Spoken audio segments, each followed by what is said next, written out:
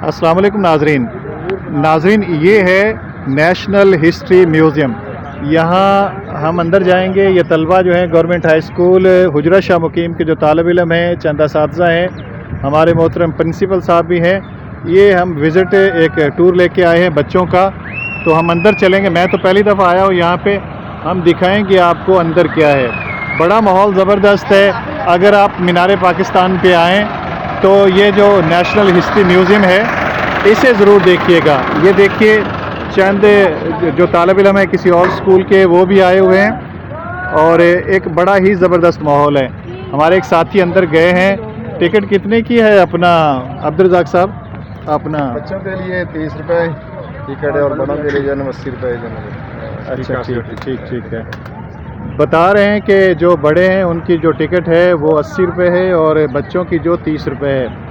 तो ये हमारा जो ग्रुप है इंशाल्लाह अब जाएगा अंदर, अगर वीडियो बनाने की इजाज़त हुई तो इंशाल्लाह। ज़फ़र नदीम साहब क्या कहते हैं, यहाँ आके कैसा महसूस कर रहे हैं? बहुत ज़बरदस्त सर, आपका ये इनिशिएटिव जो आपने लिया है, आपके स्कूल ने लिया है बच्चों के लिए, बहुत कमाल। आपके फैसले बहुत अच्छे होते हैं सर स्टीव शुजात साहब।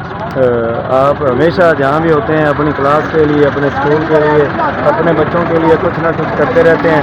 आपने ये प्रोग्राम तरतीब दिया, बच्चों को लेके इधर आए।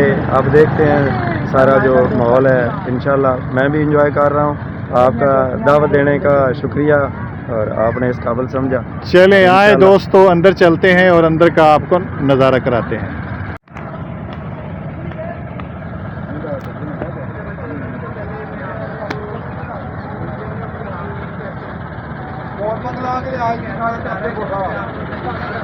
ठीक हो गया बहुत। सर मैं आपको कोई म्यूजियम गाइड दूंगा, गाइड आपको म्यूजियम के बारे में ब्रीफ करेगा। कोई क्वेश्चन हो आपने, ठीक है। Museum is just like library, just like your classroom. खामोशी का खास ख्याल रखना है। आपके सिर्फ टीचर मोबाइल इस्तेमाल कर सकते हैं।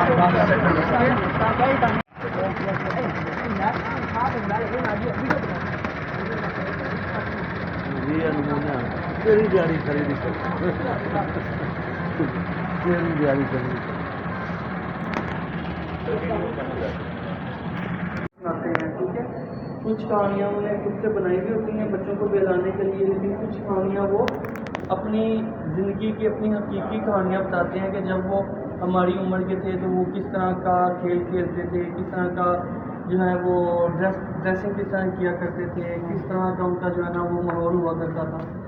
उसी तरह से यहाँ पर भी हमारे पास म्यूज़ियम में भी एक स्टोरी है, लेकिन हमारी जो स्टोरी है वो ओरिजिनल स्टोरी है और ये स्टोरी पार्टीशन पे बेस करती है। और ये स्टोरी 1940 से 1960 तक की पाकिस्तान की तारीख से मुतालिक है, ठीक है। इस स्टोरी को जो हमने इकट्ठा किया है वो इकट्ठा किया है ऐसे लोगों से जिन्होंने पाकिस्तान को खुद अपनी आंखों से बनते हुए देखा है। ऐसे बुजुर्ग लोग जो उस टाइम पे भी थे, जो आज तक ज़िंदा हैं। हमारी टीम है जो ऐसे बुजुर्गों को ढूंढ के उनसे इंटरव्यू करती है और उनके इंटरव्यूज़ की बेस पे इस म्यूज़ियम को जो है वो हमने डिज़ाइन किया है। और उन्हीं लोगों की दी हुई चीज़ों को जो है वो हम डिजिटल फॉर्म में यहाँ पर ऐसे प्रिजर्व करते हैं, जैसे पिक्चर्स हैं, रेडियो टेलीफोन वगैरह। तो इस तरह की चीज़ें जो लोग हमारे साथ शेयर करते हैं, हम उन चीज़ों को डिजिटल फॉर्म में अपने पास सेव करते हैं, ठीक है। किसी का कोई सवाल तो नहीं?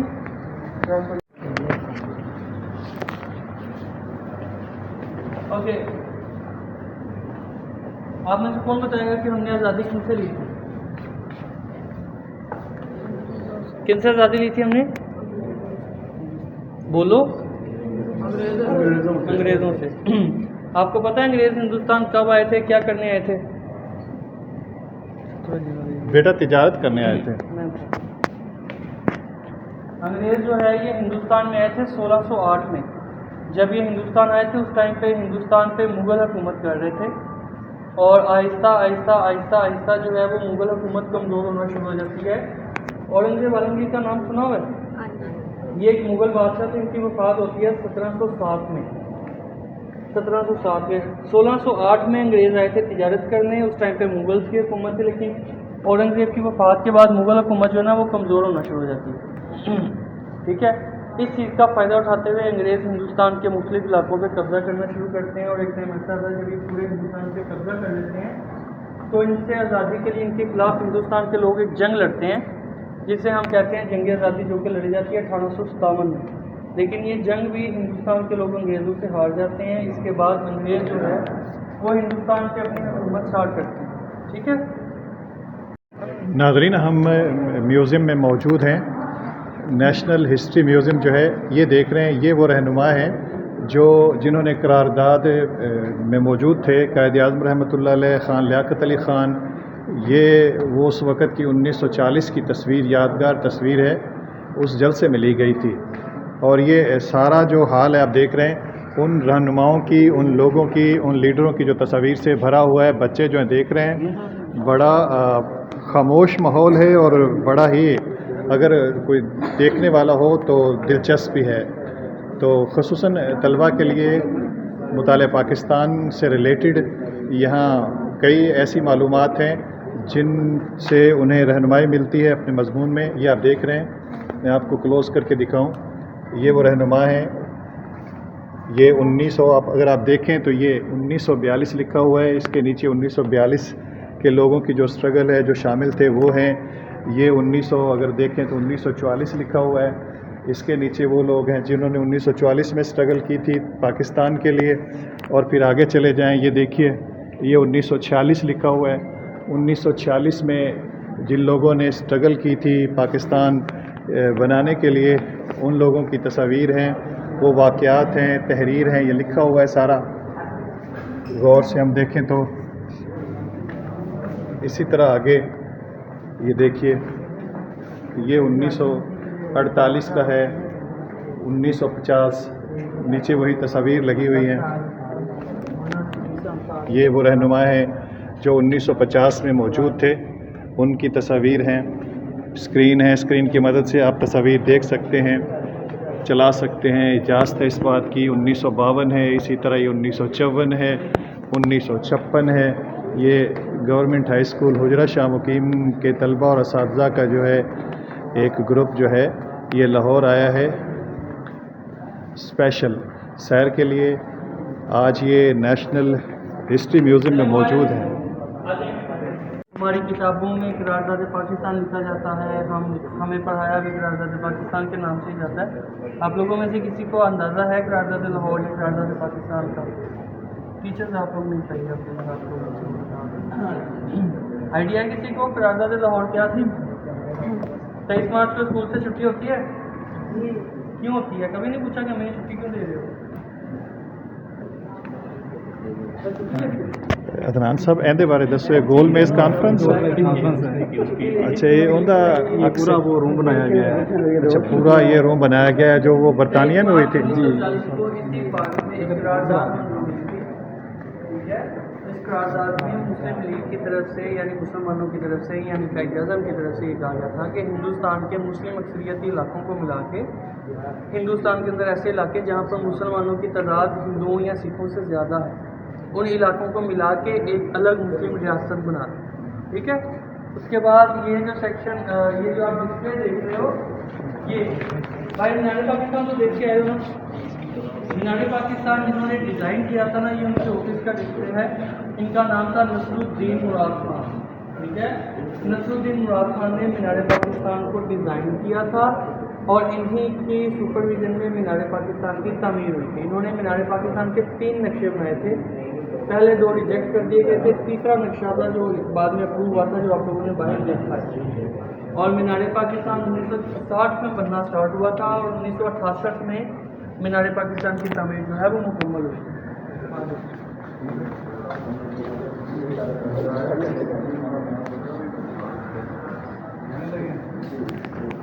اچھا عدنان صاحب، یہ بتائیے، یہ گول میز کانفرنس ہمارا اندازہ غلط ہے. کہتے ہیں جی یہ وہ مینار پاکستان بنانے والے کے آفس کا جو ہے آفس کا ڈیزائن ہے. 3 ڈیزائن تھے، اس میں سے ایک سلیکٹ ہوا تھا. جی جی جی، یہ وہ ڈیزائن ہے. نصر الدین بتا رہے ہیں ان کا نام تھا، جنہوں نے مینار پاکستان جو ہے یہ قرارداد لاہور کی جو ہے ساری ہسٹری لکھی ہوئی ہے. یہ لکھا ہوا ہے کہ ماہر تعمیرات انجینئر نصر الدین نے یہ ڈیزائن کیا تھا. یہ ان کے آفس کا منظر ہے جہاں وہ بیٹھ کے جو انہوں نے مینار پاکستان تخلیقی انداز میں بنایا تھا، اس کا ڈیزائن تیار کیا تھا۔ یہ نا نارتھ ویسٹرن ریلوے جو پارٹیشن سے پہلے ٹرین چلتی تھی نا، ہاں ہاں اس کا یہ ایک جو ہے وہ ماڈل رکھا ہوا ہے یہاں پر، اس کے اوپر اس طرح کا لوگو ہوا کرتا تھا۔ نارتھ ویسٹرن ریلوے بھی تو اس کا نام پاکستان ریلوے ہے نا، ہاں ہاں آزادی کے بعد پاکستان ریلوے ہاں ہاں ہاں پارٹیشن سے پہلے جو ہے یہ نارتھ ویسٹرن ریلوے ہے، صحیح صحیح۔ جو انگریزوں کے عزیز طلبہ ناظرین یہاں پر اچھا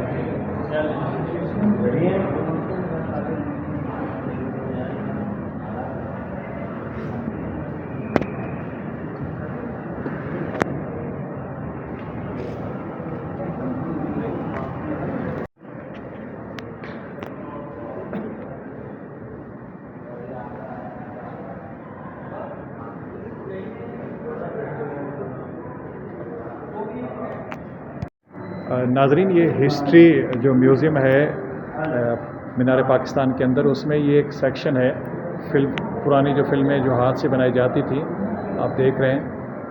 یہ دیکھیے ثریا، خاموش رہو، درد دل، یہ دیکھیں یہ فلمیں ہیں۔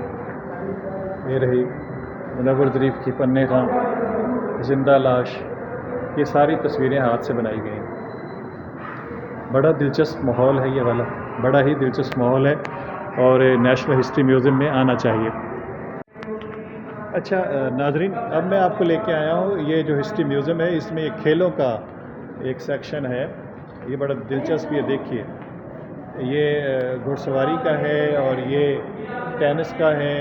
یہ قیام پاکستان کے سٹارٹ کی دنوں کی باتیں ہیں، 1947 1948۔ یہ دیکھیے، یہ جیتنے والے لوگ، یہ کرکٹر ہیں، اور 1952 کی ہسٹری لکھی ہوئی ہے۔